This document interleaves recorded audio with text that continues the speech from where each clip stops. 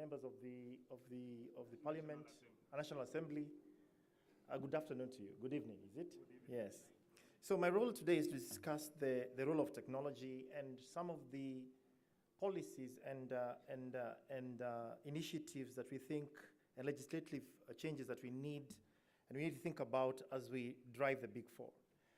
Technology, as we know, cuts across the whole divide. I think technology as an enabler of the Big Four transformation is key.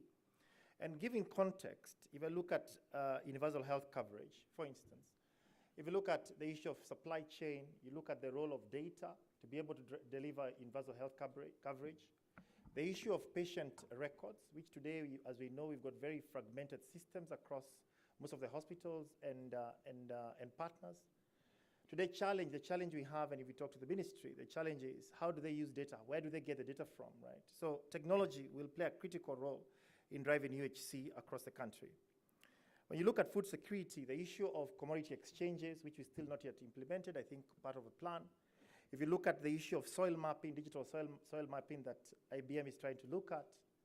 If you look at the issue of farm management techniques using technology, again, a big area of growth that we need to look at. If you look at housing, for instance, if you look at how we're going to allocate these houses, because I don't think the amount of housing we want to sort of look at and grow is not equivalent to the demand. How do you allocate this? Who deserves the house, for instance? The kind of portals you need to create in terms of allocation. The data required for planning across the whole divide. The automation of lands. Then you look at the issue of manufacturing, the issue of 3D manufacturing, the issue of machine learning, the issue of technology-based manufacturing. ICT remains critical.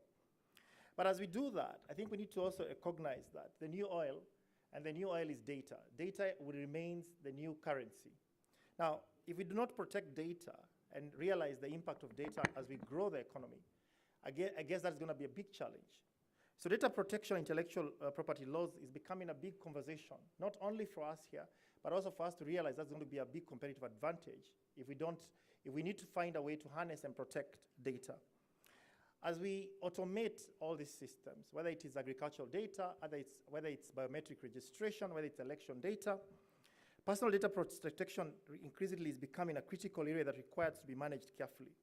Both private and public sectors collect and use and transfer personal data at a very large scale, whether it's M-Pesa data, whether it's data from the Integration Population Registry, whether it's data from the healthcare. Again, this data becomes critical in terms of, one, making decisions, and also in terms of protection. And to foster digital economy, Kenya will need to enact adequate data protection laws, guarding against cybercrimes and laws protecting intellectual property rights discussed, and also protecting the individual. So that's a big area we need to sort of address, and I know today we have got a data protection law that is currently under discussion. We need also to see how to make sure that data protection law is done in sort of looking at the long-term benefits of protecting data, but also enabling data for transformation and innovation. If you look at intellectual property, today if you look at the US, for instance, if you look at the top 10 companies in the US, most of them are technology-based, intellectual property-driven companies. So to drive and create wealth creation, the next generation of wealth creation, intellectual property protection will play a critical role towards economic growth. Technology innovation is key to increase productivity and improving living standards. So the digital economy has to be able to build based on intellectual property laws. Innovators creating new software, whether it's blockchain or AI, intellectual property, again, remains critical to this conversation. In order to promote innovation and creativity, the government must continue to crack down on counterfeit products through agencies, but also at the same time protect people with great ideas. So when you look at the legislation that are pending enactment, for instance, we've got Data Protection Bill 2018, which is looking to protection of individual rights to privacy while promoting big data analytics, and also very important to the digital economy.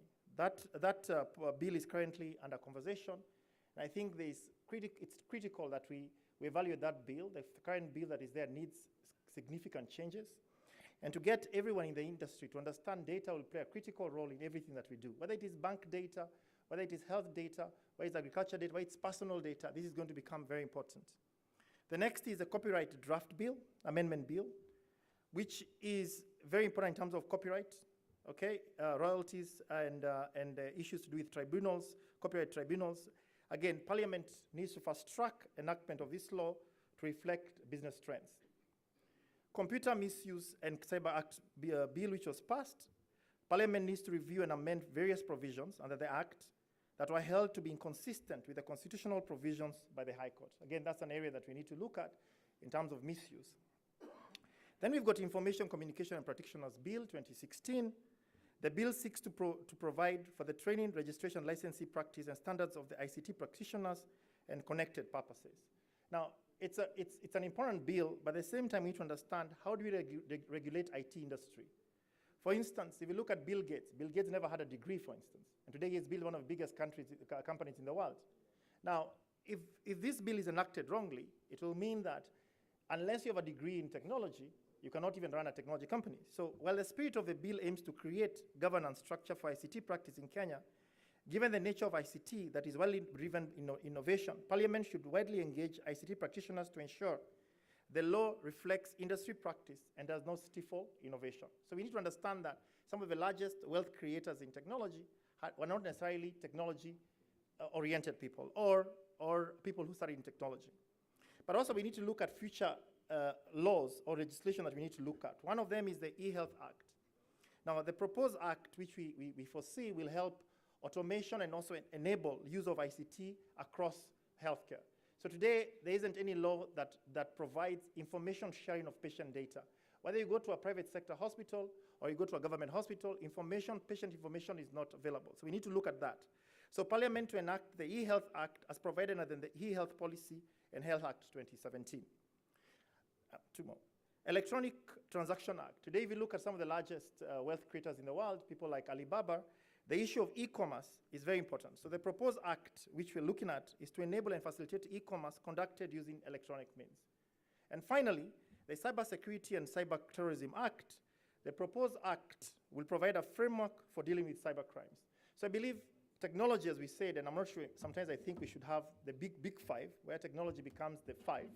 Because I think technology will play a critical role. And when you talk about Kenya becoming a digital savannah or Silicon Savannah, we need to realize that the next generation of wealth creation and also transformation of this country will come from ICT.